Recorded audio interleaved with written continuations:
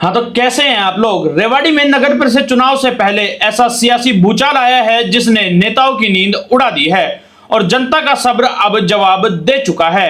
बात हो रही है रेवाड़ी नगर परिषद चुनाव की, जिसकी वार्डबंदी हो चुकी है और अब पूरी रेवाड़ी की निगाहें सिर्फ और सिर्फ एक ही पद पर टिकी हुई है, वो है चेयरमैनी का पद, जिसका फैसला 22 जनवरी के आरक्षण के बाद होगा। लेकिन सवाल यही खड़ा होता है, कौन चुनाव लड़ेगा, कौन घर बैठेगा, किसकी दावेदारी कम होगी, किसकी दावेदारी ज्यादा होगी, कौन दावेदार ही नहीं होगा।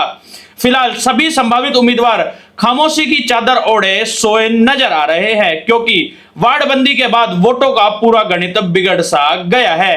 अब हालात ये बन चुके हैं, कई वार्डों में जनता पूछ रही है हमारा पार्षद कहां है। हमारा पार्षद पिछले 5 वर्ष में हमें नहीं दिखा, ना विकास किया, ना सुनवाई हुई और अब जनता का गुस्सा उबाल पर है। सूत्र साफ संकेत दे रहे हैं, इस बार कई सिटिंग पार्षद अपने घर बैठने की तैयारी में है और नहीं बैठेंगे तो जनता उन्हें घर जरूर बैठा देगी, क्योंकि विकास के नाम पर उन्होंने कुछ नहीं किया।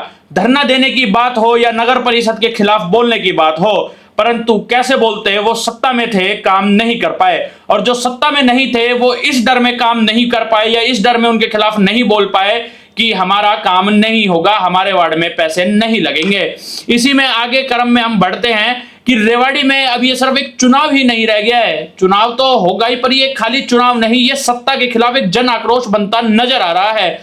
22 जनवरी के बाद साफ क्लियर हो जाएगी, स्थिति साफ होगी कि कुर्सी किस किस की बचेगी, किसकी जाएगी या किसका समीकरण बिगड़ेगा, किसका समीकरण बनेगा।